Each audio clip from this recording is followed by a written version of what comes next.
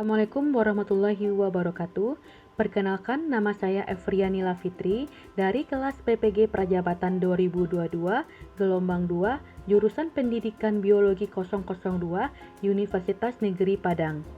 Ingin mempresentasikan praktek lesson study di SMA Pembangunan Laboratorium UNP Padang, di mana ini merupakan ujian akhir semester atau UAS dari mata kuliah pemahaman tentang peserta didik dan pembelajarannya dengan dosen pengampu Bapak Dr. Anas Ardi MSI dan guru pamong saya di SMA Pembangunan Laboratorium UNP Padang yaitu Ibu Deyan Roslaini SPD MM dan dengan dosen pembimbing lapangan yaitu Ibu Helendra MSI.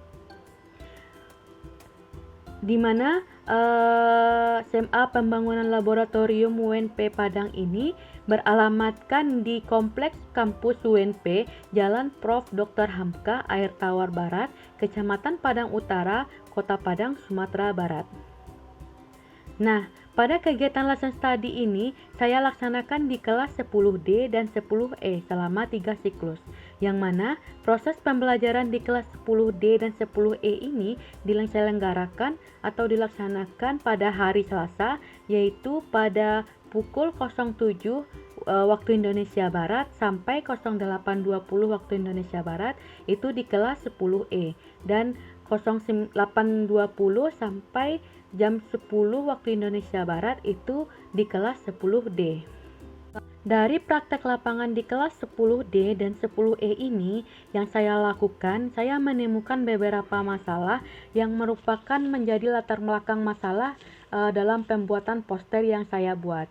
Yang pertama yaitu motivasi belajar peserta didik masih rendah, di mana kami dapatkan pada saat profiling peserta didik. Yang kedua, belum optimalnya penggunaan media pembelajaran yang inovatif dan interaktif, di mana kami melihat pada saat guru pamong menjelaskan atau memakai teknologi pada saat pembelajaran. Dan solusi yang ditawarkan pada saat itu, yang pertama yaitu membuat media yang inovatif menggunakan teknologi. Yang kedua, menerapkan model pembelajaran problem based learning atau disebut juga dengan PBL, dan menciptakan pembelajaran yang interaktif dan menarik agar membuat peserta didik menjadi nyaman dan menyenangkan dalam pembelajaran. Yaitu pada pelaksanaan pembelajaran. Pada pelaksanaan pembelajaran ini yaitu ada plan, do, see, di mana plan ini kita merencanakan atau menyiapkan perangkat pembelajaran yang akan kita ajarkan pada peserta didik. Dan do itu adalah kita mempraktekkan atau mempraktekkan dari plan yang telah kita buat tadi, atau dari RPP atau modul ajar atau media yang telah kita buat tadi. Sedangkan C atau disebut juga dengan refleksi, di mana ini adalah kita diskusi sama guru pamong atau dosen pembimbing lapangan untuk mendiskusikan apa-apa saja kekurangan dan kelebihan atas plan sama do yang kita praktekkan tadi. Di sini pelaksanaan pembelajaran dilaksanakan dengan menggunakan model pembelajaran problem based learning atau disebut juga dengan PBL. Yang kedua, media yang digunakan adalah video, LKPD, dan alat peraga. Di mana medianya itu LKPD kami jadikan dalam bentuk scan barcode karena keterbatasan dari poster, dan modul ajar juga kami jadikan dalam bentuk scan barcode, serta media video kami jadikan juga dalam bentuk scan barcode. Dan alat peraganya itu seperti yang telah kami buat bersama tim dari mahasiswa PPG PPL Prajabatan 02 di SMA Pembangunan Laboratorium UNP Padang. Terus materi yang pada saat lesson study yang kami lakukan yaitu adalah materi ekosistem dan penerapannya. Hasil pembelajaran di mana kami telah melakukan 3 siklus. Yang pertama yaitu siklus 1. Pada siklus 1 ini kami menggunakan atau kami mengajar pada materi ekosistem dan komponen-komponen dari ekosistem, yaitu komponen biotik dan komponen abiotik, di mana masih terlihat siswa memainkan HP yang membuka sosial media dan bermain PUBG atau Mobile Legends. adanya siswa yang tidur, dan adanya siswa yang keluar masuk dari dalam pembelajaran. Dan untuk siklus kedua, kami mengajar pada materi aliran energi, yaitu tentang rantai makanan dan jaring-jaring makanan, di mana di sini siswa sudah bisa mengikuti pembelajaran dengan baik karena guru mulai mengubah pembelajaran pada saat itu, yaitu dengan menggunakan games melalui absen. Misalnya seperti ini. Pada saat guru bertanya, bagi siswa yang bisa menjawab, siswa tersebut bisa menunjuk nomor berapa yang ada di absen untuk menunjuk temannya supaya bisa menjawab pertanyaan selanjutnya.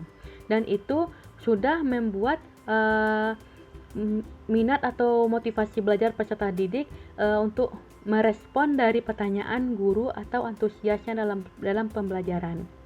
Dan siklus yang terakhir yaitu siklus 3. Pada siklus ini kami menggunakan tes diagnostik, di mana tes diagnostik ini berfungsi untuk mengetahui sejauh mana peserta didik menguasai materi yang telah diajarkan. Terus di sini juga meningkatkan motivasi peserta didik dalam pembelajaran. Yang pada siklus ketiga ini kami masih sama menggunakan sistem pada siklus 1, yaitu menggunakan games yang melalui absen, sehingga peserta didik ini lebih aktif untuk merespon dari pertanyaan atau apa yang dibilang sama guru di depan kelas. Dari ketiga hasil pembelajaran atau dari ketiga siklus yang telah dilakukan, maka diperoleh bahwa secara umum peserta didik mengalami peningkatan keaktifan dan minat dalam pembelajaran, dan kegiatan pembelajaran berjalan dengan baik dan menyenangkan. Adapun faktor keberhasilan dan faktor yang dihadapi, yang pertama kita mulai pada faktor keberhasilan. Pada pembelajaran tadi kami menggunakan penerapan model pembelajaran problem based learning, itu berjalan sesuai dengan yang diharapkan, di mana problem based learning ini adalah model pembelajaran yang berbasis masalah yang membuat menstimulus peserta didik untuk memecahkan masalah yang telah ditampilkan melalui video yang diberikan guru tadi. Yang kedua, karakter peserta didik suka berkompetensi. Kita lihat pada games yang absen tadi, maka nampak kelihatan di sana peserta didik itu suka kompetisi melalui games yang telah diberikan oleh guru tadi. Yang ketiga yaitu fasilitas sekolah yang mendukung, di mana fasilitas sekolah yang mendukung ini bisa kami simpulkan karena setiap kelas yang ada di SMA Pembangunan Laboratorium UNP Padang itu telah ada infokus sama layar proyektor yang memadai di sekolah, sehingga guru tidak perlu meminjam ke tata usaha untuk meminjam infokus atau yang lainnya. Guru hanya standby di dalam kelas karena sistem sekolah di sana yaitu merupakan memakai sistem moving class, di mana sistem moving class itu siswa yang menuju kelas yang akan mereka pelajari, bukan guru yang menuju kelas. Jadi pada sistem di sekolah di SMA Pembangunan Laboratorium UNP Padang ini memakai sistem moving class. Yang keempat yaitu pemberian stimulus yang tepat. Jadi itulah faktor keberhasilan yang telah kami laksanakan di SMA Pembangunan Laboratorium UNP Padang.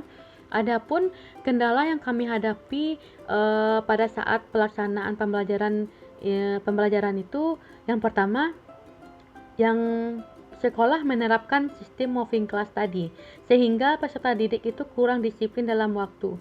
Maksudnya di sini karena sistem moving class tadi, kan guru hanya menunggu di dalam kelas. Jadi hanya beberapa siswa yang datang secara cepat atau datang lebih awal, tapi masih ada siswa yang lambat untuk memasuki kelas yang akan mereka pelajari. Yang kedua itu pada awal pembelajaran peserta didik bersifat pasif. Pada saat pembelajaran di awal itu peserta didik selalu bersifat pasif, tapi setelah kami melakukan games sama melakukan kuis tadi, peserta didik mulai menjadi aktif dan antusias dalam pembelajarannya. Yang ketiga yaitu akses internet yang kurang mendukung, di mana akses internet yang kurang mendukung ini terlihat pada saat kami memberikan tes diagnostik, yaitu untuk mengetahui sejauh mana materi yang telah dikuasai oleh peserta didik menggunakan aplikasi Quizizz. Jadi peserta didik menjawab kuis melalui aplikasi tersebut, tapi karena koneksi internetnya kurang stabil, jadi peserta didik ada yang beberapa peserta didik yang lambat untuk mengerjakan kuis tersebut, sehingga dia juga lambat menyelesaikan untuk kuis yang telah diberikan guru tadi. Dan kendala yang dihadapi yang terakhir yaitu alokasi waktu yang terbatas, di mana alokasi waktu yang terbatas pada kurikulum Merdeka ini untuk kelas 10 hanya menggunakan satu kali pertemuan, yaitu setiap hari Selasa saja, 2 jam kali 45 menit. Jadi itu pun kurang efektif untuk dalam pembelajaran dan pada saat sistem sekolah tadi yang memakai moving class. Jadi alokasi waktunya alokasi waktunya terbatas, sehingga perencanaan dari waktu menurut RPP yang telah dibuat mengalami sedikit longgar. Hasil presentasi poster ujian akhir semester saya di pemahaman peserta didik dan pembelajarannya. Sebelumnya saya mengucapkan terima kasih kepada Bapak Ardi yang telah membimbing saya dalam menyelesaikan atau mengajarkan kami tentang mata kuliah pemahaman tentang peserta didik dan pembelajarannya. Dan saya juga mengucapkan terima kasih kepada guru pamong saya, pada Ibu Dean Roslaini SPDMM, di mana beliau telah membimbing saya di sekolah dan mengarahkan saya agar menjadi guru yang bisa menyenangkan bagi peserta didik. Dan saya juga mengucapkan terima kasih kepada dosen pembimbing lapangan saya, yaitu kepada Ibu Helendra MSI, di mana Ibu selalu mengarahkan saya atau mengajarkan saya agar menjadi guru yang lebih profesional atau guru yang menjadi lebih inovatif dalam media dan lain-lainnya. Dan saya juga mengucapkan terima kasih kepada rekan-rekan saya di SMA Pembangunan yang telah bekerja sama dalam PPL PPG Prajabatan ini. Sebelumnya kalau ada salah saya mengucapkan mohon maaf. Saya ucapkan terima kasih atas perhatiannya. Wabillahi taufiq wal hidayah. Assalamualaikum warahmatullahi wabarakatuh.